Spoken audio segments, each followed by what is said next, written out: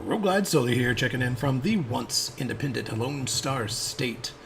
Today, a quick review of the Scorpion EXO T1200 Helmet.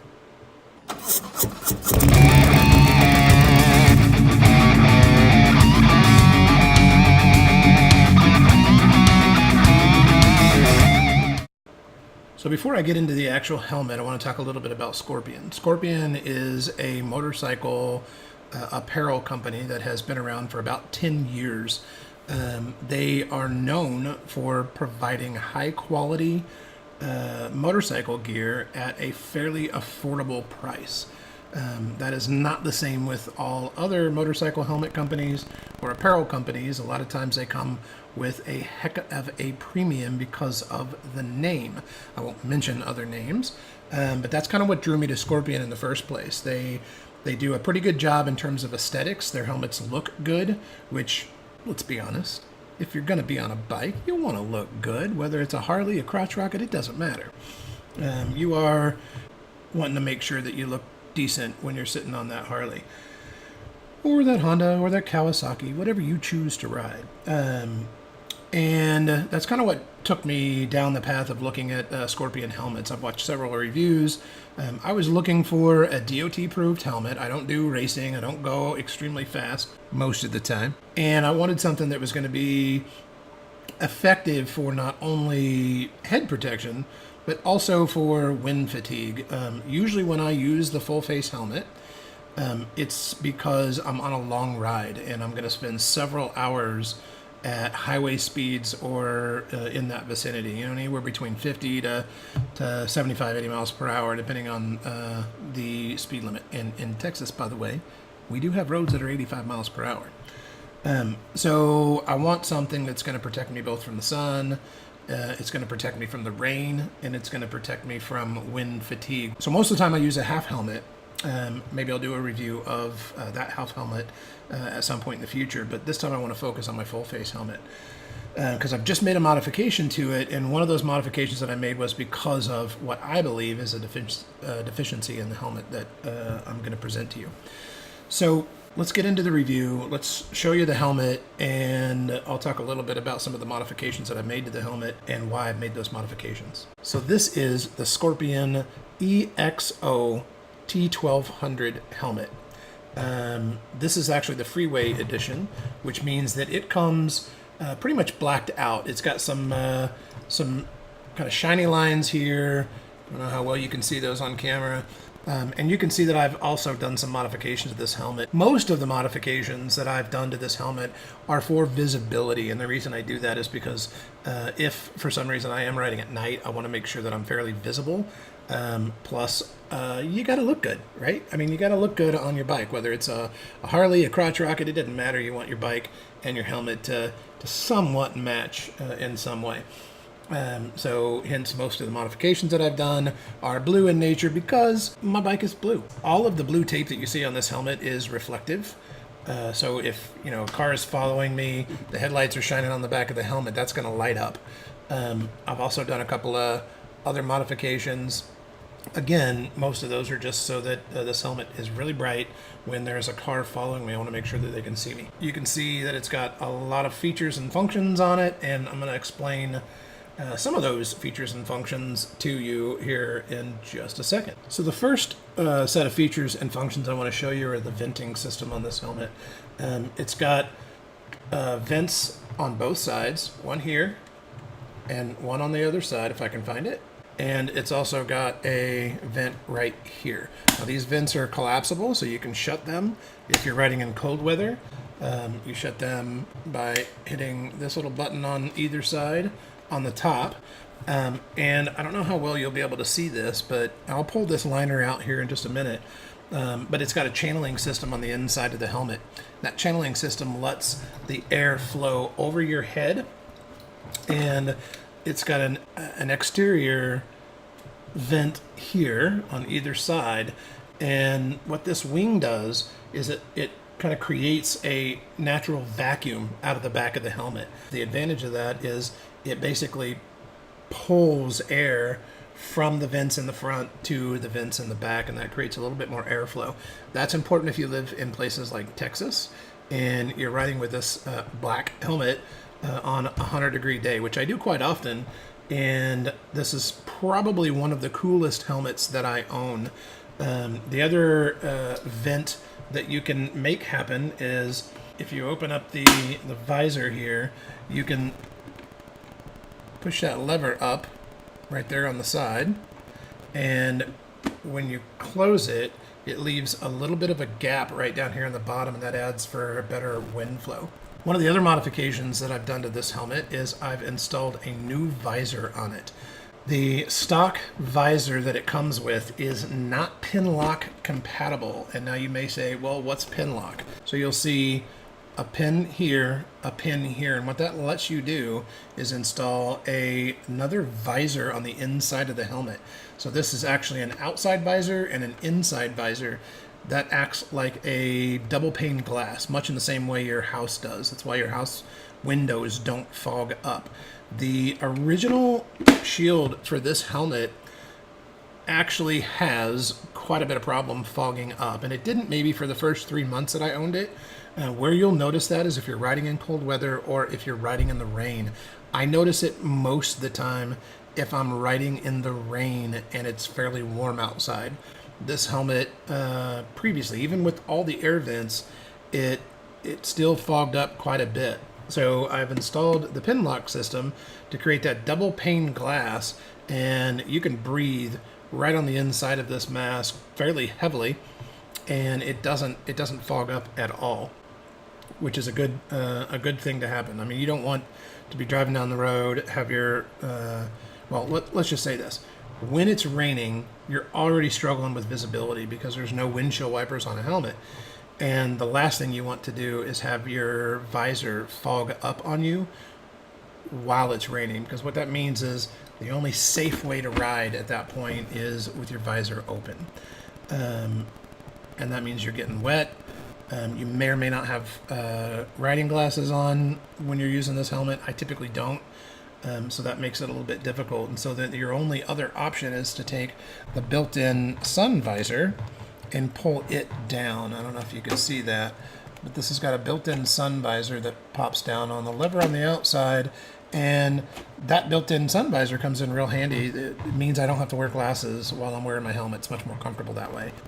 So I'm gonna maybe save you a couple of bucks on the visor for this helmet. If you have the T1200 from Scorpion, there are a couple of different options to install a Pinlock visor on that helmet. I bought the helmet from Revzilla, so I initially went to their website and was trying to do some research, trying to figure out which visor that I needed to replace this. And the answer that they gave me, so I actually reached out to their customer service because I couldn't find it very clearly on the website. And frankly, I kind of wanted to know if there were other alternatives. So I reached out to their customer service, and basically what they said is that there is a Pinlock visor that you could put on this helmet, and that Pinlock visor was the Scorpion EXO-T1200 Flat Race Face Shield. That Flat Race Face Shield is about $54.95 on their website. Because it took a couple of days for me to get that response back from Revzilla, I also reached out to ScorpionUSA.com, which is the actual manufacturer. And I asked them essentially the same question.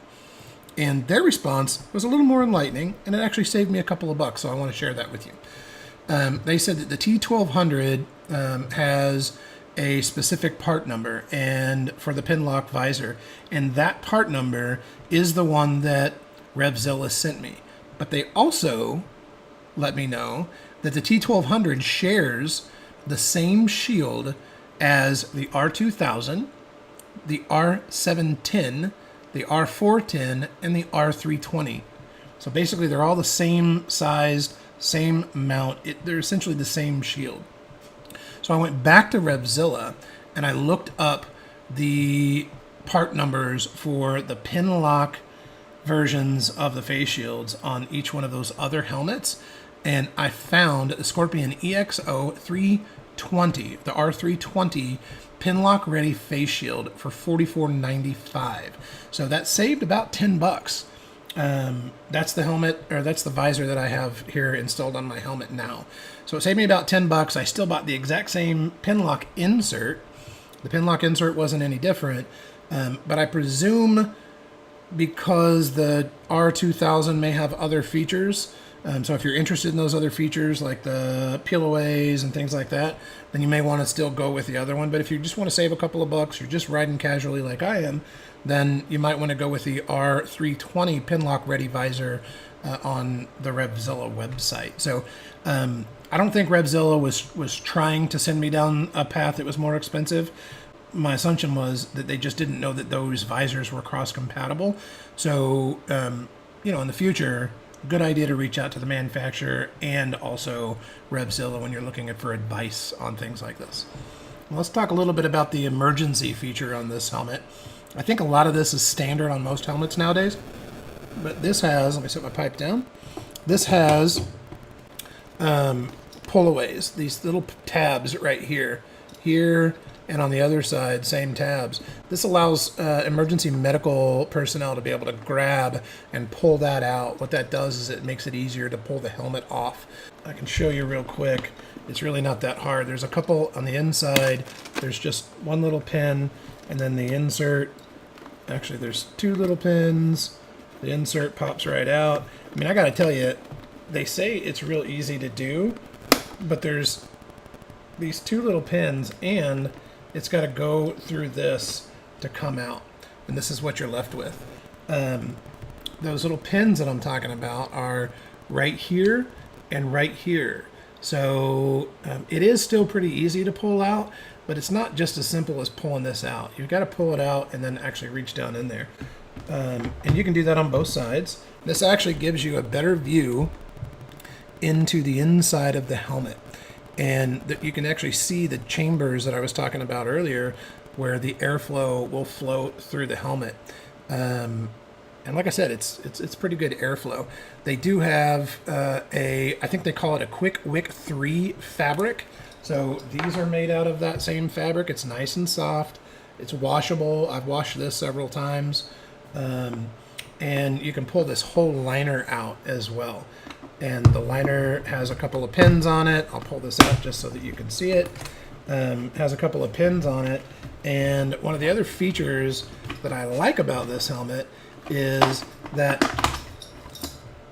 no plastic touches your head. It makes for a fairly comfortable ride when you're on long hauls. And you can see what I mean. So if you look at this, this is what touches your head. None of that plastic actually does.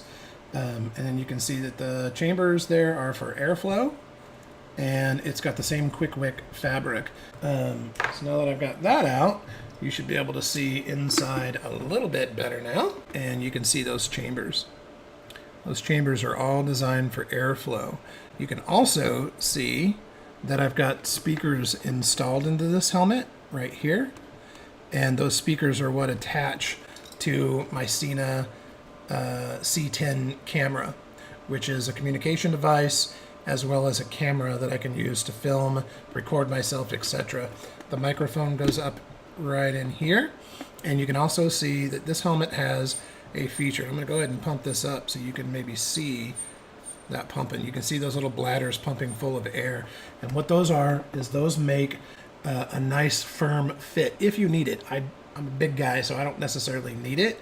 And then there's a release button right off here to the side. You can watch these things deflate, right? And that's what gives you a little bit better fit when you're riding. So that is the Scorpion EXO-T1200. I think it's a great value. I would highly recommend it if you're looking for kind of a basic helmet, maybe even an entry helmet. Helmets can get really expensive, and a lot of people will argue that it's your head and that you should want to protect your head. And I do, and that's why there's a DOT standard and a DOT sticker on this helmet. On a side note, the Sena C10, I love it. It has a built-in FM radio. It allows me to communicate with the other riders. My only argument with that headset is the sound quality. It's okay. It's not great. I have, on my Harley, I have the upgraded Stage 2 sound system, which sounds 100 times better, even at 50, 60 miles per hour, than these in-helmet speakers do. So I tend a lot of times to ride with the visor up if it's a nice day and listen to my stereo on the bike itself. But if you're riding a cross rocket, you don't have a stereo, that kind of thing, it's a nice upgrade. I just wish that they would invest a little bit more R&D, whatever they got to do to make the sound quality inside the helmet that much better, or allow some modularity. And maybe they do and I don't know about it. If they do, leave me a comment down in the crankcase and let me know. But I would love to see different speaker options in a higher quality sound with my Sena system. But by and large, it's a good setup. Final conclusion is great value. You're going to spend probably close to $400 once you put the Pinlock visor on. If you don't need the Pinlock visor, you're about $320 shipped. And I think Revzilla does free shipping on things like that. So that's also a nice feature from Revzilla. Thank you, because if it doesn't fit, you can send it back and get a different size. So that's all I got for today. I am Roguelide Sully. Keep the rubber side down.